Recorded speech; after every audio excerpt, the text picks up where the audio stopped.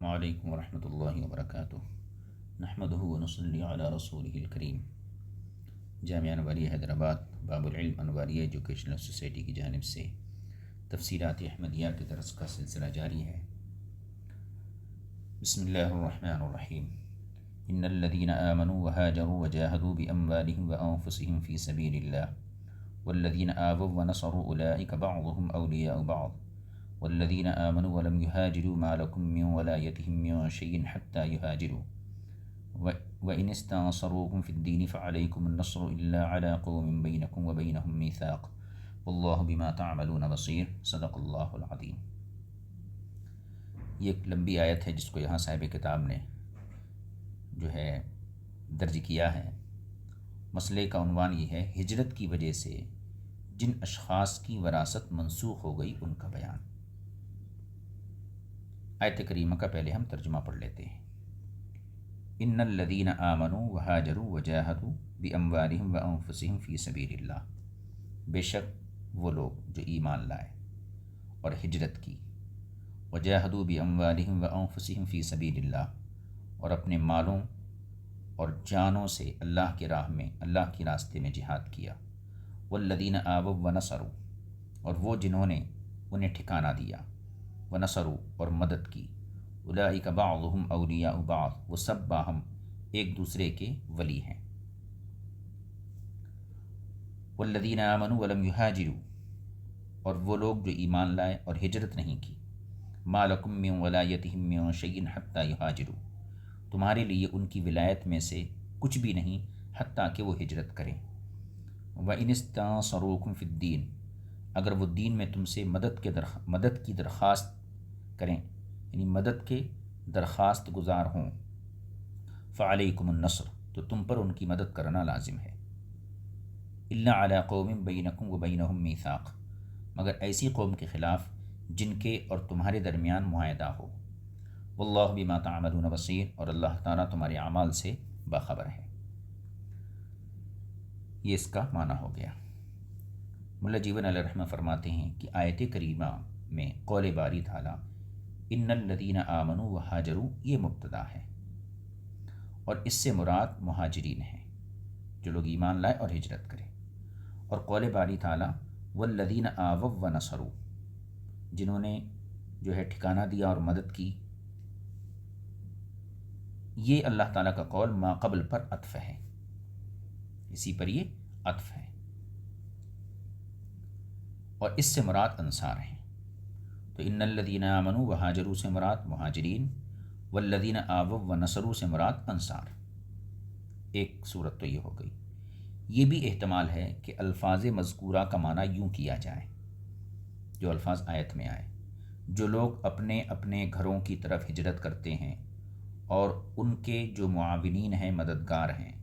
جو دشمن کے خلاف ان کی مدد کرتے ہیں، یہ بھی معنی کیا جا سکتا ہے۔ اگر یہ احتمال لیا جائے تو پھر بھی اس سے مراد مہاجرین و انصار ہی ہوں گے، جیسا کہ بیضاوی نے لکھا ہے آگے۔ اور قول باری تعالیٰ اولئک بعضهم اولیاء بعض، اس کی خبر ہے۔ تو ان الذین آمنوا وہاجروا یہ مبتدا ہو گیا، اس کے بعد معطوفات ہیں، اور اولئک بعضهم اولیاء بعض یہ اس کی خبر ہے، یعنی مہاجرین و انصار میں سے بعض کے میراث میں وارث ہیں۔ اس صورت میں ہجرت اور نصرت ایسی بات ہوگی جو میراث کی داعی بنے گی، میراث کا سبب بنے گی، نہ کہ قرابت وجہ وراثت ہوگی۔ یعنی اس صورت میں وراثت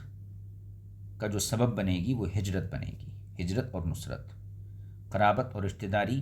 یہ وراثت کی وجہ نہیں بنے گی، حتیٰ کہ اس آیت کو اللہ تعالیٰ کے اس قول وَأُولُو الْأَرْحَامِ بَعْضُهُمْ أَوْلَىٰ بِبَعْضٍ سے منسوخ قرار دیا گیا۔ یعنی اس آیت کا تقاضا یہ ہے کہ نصرت اور ہجرت کی وجہ سے وراثت ثابت ہو جائے، لیکن وَأُولُو الْأَرْحَامِ بَعْضُهُمْ أَوْلَىٰ بِبَعْضٍ کے ذریعے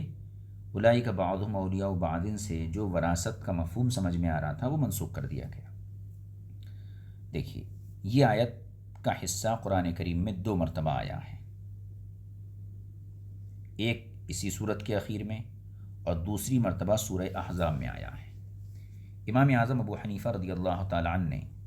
اس سے ذوی الارحام کی وراثت کا استدلال کیا ہے، اس آیت سے ذوی الارحام کی وراثت پر استدلال کیا ہے، جس کی تفصیل جو ہے سورۃ الاحزاب میں آئے گی۔ اسی طرح قول باری تعالیٰ والذین آمنوا ولم یہاجروا، یہ بھی منسوخ ہے، جو ایمان لائے اور ہجرت نہیں کی، اس لیے کہ یہ اس بارے میں صریح ہے کہ جو ایمان لائے اور ہجرت نہیں کی ان کی ولایت میں سے تمہارے لیے کچھ نہیں، یعنی تولیت میراث میں سے کچھ بھی نہیں، حتیٰ کہ وہ ہجرت کریں، لہذا یقیناً یہ حصہ منسوخ ہے۔ اور آیت کے ابتدائی حصے کے نسخ کی طرف صاحب کشاف نے بھی اشارہ کیا ہے،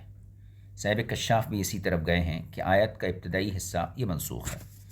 اور اس کی مطابعت میں قاضی بیضاوی اور صاحب مدارک نے بھی یہ قول کیا ہے، اور آخری حصے کے نسخ کی طرف امام زاہد گئے ہیں، اور یہی حق بھی ہے کیونکہ اس میں صرف نسخ کا ہی احتمال ہے، بخلاف ابتدائی حصے کے کہ اس میں ولایت میراث کے بجائے ولایت نصرت بھی مراد لی جا سکتی ہے، جیسا کہ صاحب مدارک اور قاضی بیضاوی نے بھی اسے ذکر کیا ہے۔ لفظ ولایت واو کے فتح کے ساتھ، اکثر علماء کے نزدیک واو مفتوحہ کے ساتھ ہے ولایت، جس کا معنی تولی ہے، اور امام حمزہ رضی اللہ تعالی عنہ نے اسے واو مقصورہ کے ساتھ ولایت پڑھا ہے، گویا اس سے بعض کا بعض کے لیے متولی بنانا مراد لیا گیا ہے۔ اس کے بعد آیت کریمہ کے الفاظ یعنی وَإِنِ اسْتَنصَرُوكُمْ فِي الدِّينِ یہ منسوخ نہیں ہے، اس لیے کہ اس کا معنی یہ ہے کہ اگر تم سے وہ مومن دین کے بارے میں مدد طلب کریں جنہوں نے ہجرت نہیں کی، وہ اس طرح کہ ان کے اور کفار کے مابین جنگ چھڑ جائے اور وہ تم سے مدد طلب کریں تو تم پر لازم ہے کہ کافروں کے خلاف ان مسلمانوں کی مدد کرو، مگر ایسی قوم کے خلاف کہ جن میں اور تم میں میثاق و عہد موجود ہے، ان کے خلاف مدد کر کے عہد شکنی مت کرو۔ مفسرین کرام نے یہی تفسیر بیان کی ہے۔ خلاصہ یہ ہے کہ ایک دوسرے کا وارث ہونا یہ فقط قرابت سے ہوتا ہے، یعنی قرابت کی بنیاد پر وراثت جاری ہوتی ہے، ہجرت اور نصرت سے اس کا کوئی تعلق نہیں، لہذا جو مومن مہاجر نہیں وہ مہاجر کا وارث بن سکتا ہے، اور یہ دارین کے اختلاف یعنی دارالاسلام اور دار کفر سے کوئی تعلق نہیں رکھتا، نہ حقیقتاً اور نہ حکم۔ فرائض اور میراث کی کتابوں میں مذکور ہے کہ وراثت کو منع کرنے والی چار چیزیں ہیں، وراثت کو روکنے والی: رقیت غلامی، قتل، اختلاف دین اور اختلاف دار۔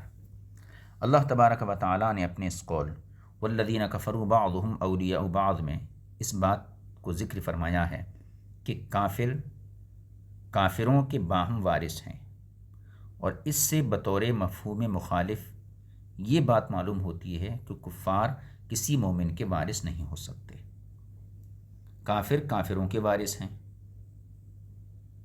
تو اس کا مفہوم مخالف کیا ہے؟ کافر کسی مسلمان کے وارث نہیں ہو سکتے۔ اسی طرح قول باری تعالیٰ والمؤمنون والمؤمنات بعضهم اولیاء بعض، صراحتاً اس بات پر دلالت کرتا ہے یہ قول کہ مومن باہم ایک دوسرے کے وارث ہیں، اور اس سے لازم آتا ہے کہ مومن کفار کے وارث نہیں۔ صاحب مدارک رحمۃ اللہ علیہ نے قول باری تعالیٰ والذین آمنوا ولم یہاجروا کے تحت لکھا ہے کہ آیت کا یہ حصہ اس بات پر دلیل ہے کہ کبیرہ گناہ کا مرتکب مومن ہی ہے، کیونکہ ہجرت فرض تھی اور اس کا چھوڑنے والا بہرحال گناہ گار ہے، اور صورتحال یہ ہے کہ اس کے لیے بھی قرآن مجید میں لفظ مومن ذکر کیا گیا ہے۔ یہ تفسیر مکمل ہو گئی اس آیت کے تحت جو تفسیر بیان کی گئی تھی، اور یہ سورۃ الانفال میں جو منتخب آیتیں تھیں وہ یہاں مکمل ہو گئیں۔ فرماتے ہیں یہاں سورۃ الانفال سے جو آیات ہمارے پیش نظر تھیں ان کی تشریح اور تفسیر بحمدللہ مکمل ہوتی ہے۔ ہم اللہ تعالیٰ کا شکر بجا لاتے ہیں کہ اس نے توفیق بخشی، اور ہم اس کے محبوب صلی اللہ علیہ وسلم کی بارگاہ اقدس میں ہدیہ صلاۃ والسلام عرض کرتے ہیں۔ یہ سورۃ الانفال کی منتخب آیات جو احکام سے متعلق تھیں اور جن کا صاحب کتاب نے انتخاب کیا تھا ان کی تفسیر یہاں مکمل ہو گئی۔ اب اس کے بعد سورۃ البرات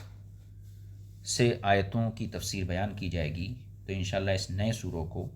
اور نئی صورت کے ضمن میں جو مسائل ہیں ان کو ترتیب وار ہم جو ہیں